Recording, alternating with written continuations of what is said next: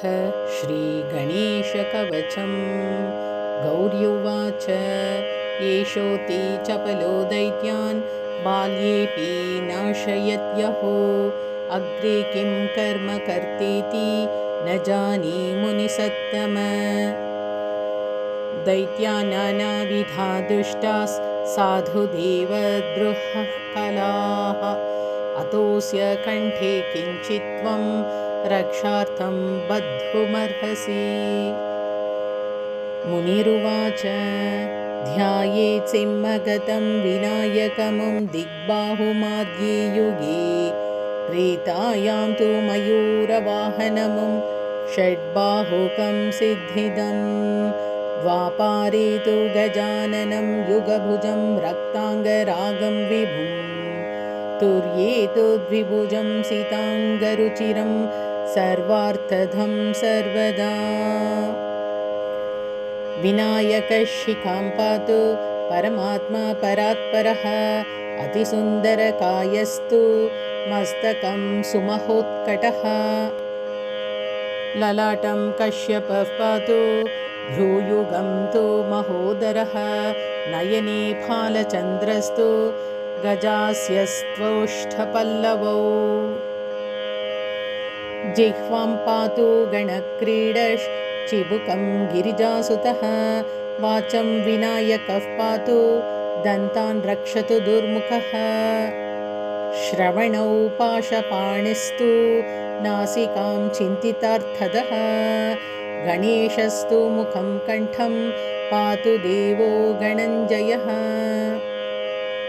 स्कन्धौ पातु गजस्कन्धस्तनौ विघ्नविनाशनः हृदयं गणनाथस्तु हेरम्बो जठरं महान् धराधरः पातु पार्श्वौ पृष्ठं विघ्नहरः शुभः लिङ्गं गुह्यं सदा पातु वक्रतुण्डो महाबलः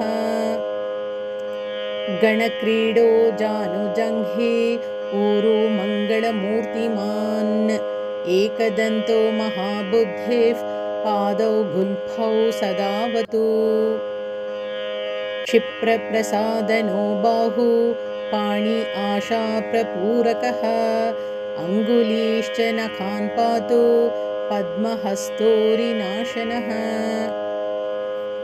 सर्वाङ्गाणि मयूरेशो विश्वव्यापी सदावतु अनुत्तमपि यत्स्थानं धूमकेतुः सदावतु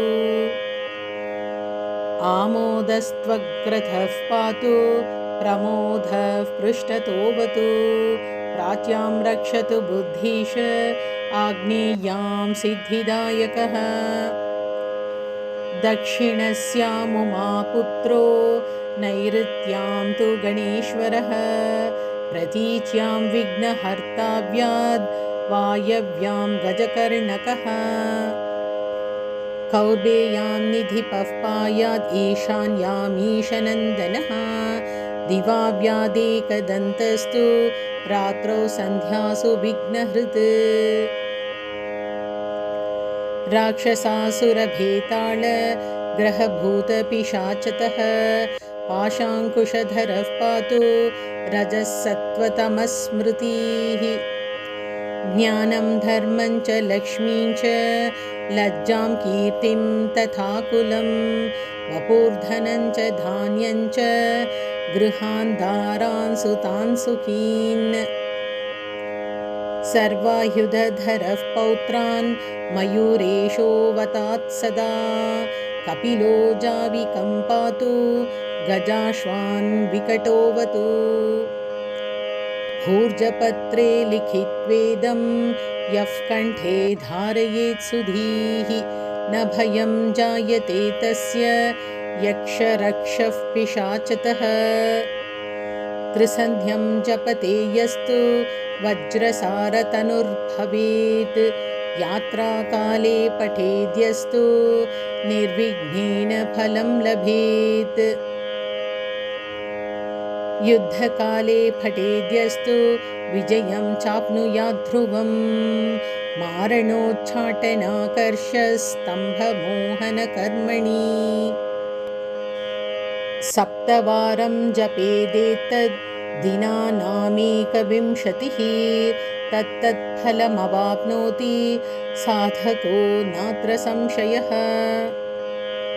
एकविंशतिवारं च पठेत्तावद्दिनानि यः कारागृहगतं सद्यो राज्ञा वध्यं च मोचयेत्। राजदर्शनवेलायां पठेदेतत्त्रिवारतः स राजानं वशं नीत्वा प्रकृतिश्च सभां जयेत्। इदं गणेशकवचं कश्यपेन समीरितं मुद्गलाय च तेनाथ माण्डव्याय महर्षये।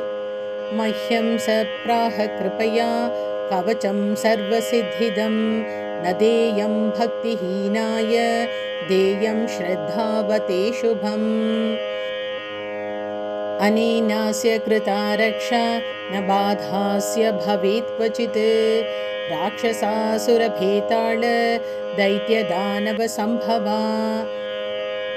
इति श्रीगणेशपुराणे उत्तरखण्डे बालक्रीडायां षडशीतितमेऽध्याये गणेशकवचम्।